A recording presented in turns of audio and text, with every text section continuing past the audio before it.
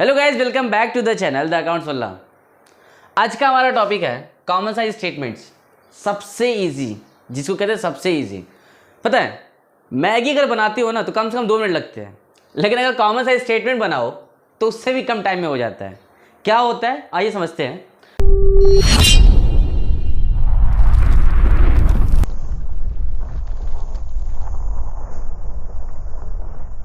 सबसे पहले तो ये जान लो कि कॉमन साइज स्टेटमेंट में 2 स्टेटमेंट बनाए जाते हैं। जैसे आप लोगों ने पढ़ा था कंपैरेटिव स्टेटमेंट इसके पिछले चैप्टर में। तो कंपैरेटिव स्टेटमेंट में क्या होता है, एक बैलेंस शीट दिया होता है, आप उससे कंपैरिजन करते हो उसका, और एक प्रॉफिट लॉस स्टेटमेंट दिया होता है जिसे हम इनकम स्टेटमेंट भी कहते हैं, उसका भी कंपैरिजन करते हो। कॉमन साइज स्टेटमेंट में भी उसी तरीके की चीज़ें हैं। यहाँ पर आपको एक side common side balance sheet देता है, कॉमन साइज बैलेंस शीट, एक स्टेटमेंट तो ये बन गया। दूसरा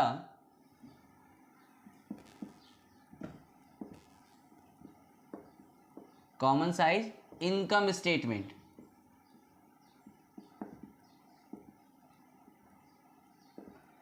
मतलब इस चैप्टर में भी आपको 2 स्टेटमेंट बनाने हैं। पहला कॉमन साइज बैलेंस शीट होगा, एक होगा, और दूसरा common size income statement. Income statement को हम प्रॉफिट लॉस स्टेटमेंट भी कह सकते हैं, ठीक है। तो without wasting our time let's come to the point कि क्या होता है ये। सबसे पहले कॉमन साइज बैलेंस शीट को समझने के लिए मैं सीधे सीधे आपको एक एग्जाम्पल दे देता हूँ। मान लीजिए कि ये हमारा बैलेंस शीट है।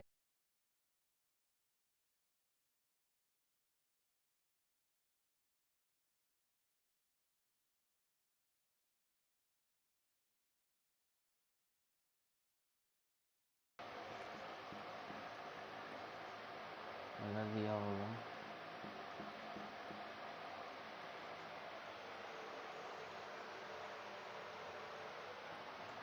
टोटल कर लेंगे, इस साइड का भी आ जाएगा 1 लाख रुपए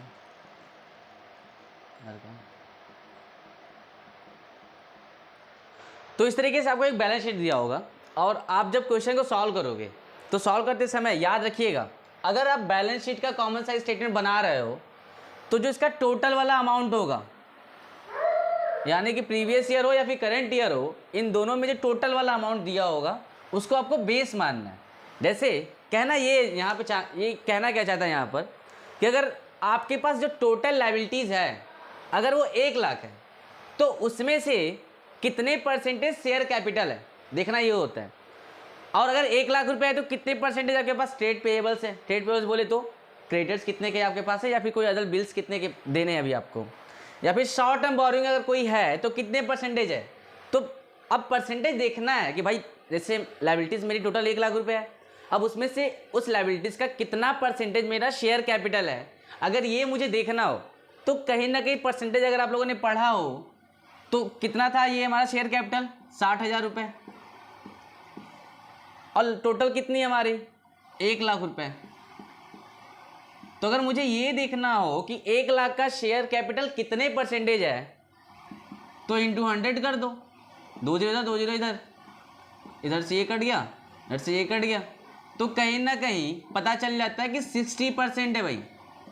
यानी कि अगर 1 लाख रुपए की लायबिलिटीज़ है और अगर 60,000 रुपये शेयर कैपिटल है तो परसेंटेज में अगर मैं बात करूं कि कितने परसेंटेज शेयर कैपिटल है तो 60%।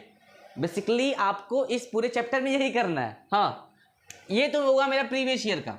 आप जो जब क्वेश्चन सॉल्व करोगे तो 2 कॉलम इधर आगे बन जाएंगे, याद रखिएगा। और कॉलम बनाने के बाद, क्योंकि स्पेस कम है मेरे पास, कॉलम बनाने के बाद जो भी परसेंटेज आएगा अगर प्रीवियस ईयर का आता है तो जैसे यहाँ पे 60% आया तो प्रीवियस ईयर में 60% लिख दोगे। फिर एक कॉलम होगा करंट ईयर का, तो करंट ईयर का अगर मैं बात करूँ तो करंट ईयर में कितने हैं भाई 75,000 हमारा शेयर कैपिटल है, और टोटल कितने हैं 1,50,000 रुपये।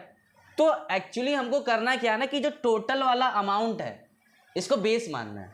बेस मानोगे तो इसको नीचे रख देना यहाँ पर, जैसे इसका करंट ईयर का मैं निकालूँ अगर तो बेस मानेंगे अगर टोटल को तो 1,50,000 रुपये ये हो गया। उसके बाद क्या चाहिए मुझे, शेयर कैपिटल देखना है कितना परसेंटेज है मेरे पास, तो 75,000 रुपये ऊपर रख दूंगा मैं, इंटू 100 कर दें अगर हम, यहाँ से भी पता चल जाएगा तो आ जाएगा 50%। ठीक है, तो बेसिकली यही होता है तो ये तो हो गया लायबिलिटीज़ का।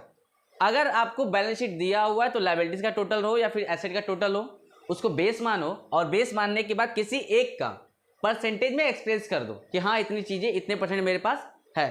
तो ये तो होता है हमारा कॉमन साइज स्टेटमेंट का बैलेंस शीट का। अगर हो तो अगर बात करूं मैं कि इनकम स्टेटमेंट दिया हो तो क्या करेंगे, तो भाई इनकम स्टेटमेंट भी इसी तरीके से है। बस आपको करना क्या है, इसमें इनकम स्टेटमेंट में आप लोगों ने जो फॉर्मेट पढ़ा होगा अपना ना प्रॉफिट एंड लॉस स्टेटमेंट का, तो आपने कहीं ना कहीं जाना होगा जो यहाँ पे सबसे पहले हेडिंग आता है रिवेन्यू फ्रॉम ऑपरेशन का आता है। Revenue from operation. तो अगर बैलेंस शीट बना रहे हो तो याद रखो बेस किसको मानना है, टोटल को, ठीक है। चाहे एसेट का टोटल हो या फिर लायबिलिटीज का टोटल, दोनों का साथ में कर सकते हो। अगर कॉमन साइज स्टेटमेंट बना रहे हो अपने इनकम स्टेटमेंट का, तो वहां पे जो तुमको बेस मानना है सिर्फ रेवेन्यू फ्रॉम ऑपरेशन मानना है। बाकी जो चीजें जैसे करते हैं, जैसे रेवेन्यू फ्रॉम ऑपरेशन में सेल हम लोगों ने इस बार सेल हम लोगों ने किया हुआ है 1 लाख रुपए का, ठीक है। ये 1 लाख रुपए का हमने सेल किया हुआ है। तो बेसिकली होता है कि अगर प्रॉफिट लॉस स्टेटमेंट बनाओ तो यहाँ पे जो रेवेन्यू फ्रॉम ऑपरेशन है उसको बेस मान लो, और बेस मानने के बाद जैसे यहाँ परसेंटेज मैंने निकाला वैसे ही परसेंटेज निकाल लिया जाता है। तो इस तरीके से ये चैप्टर काफ़ी ज़्यादा छोटा चैप्टर है और आई होप कि सभी को समझ में आया होगा। तो अगर आपको मेरी वीडियो अच्छी लगी हो तो प्लीज़ सब्सक्राइब कर दीजिए, चैनल को लाइक कर दीजिएगा और घंटा बजाना मत भूलिएगा।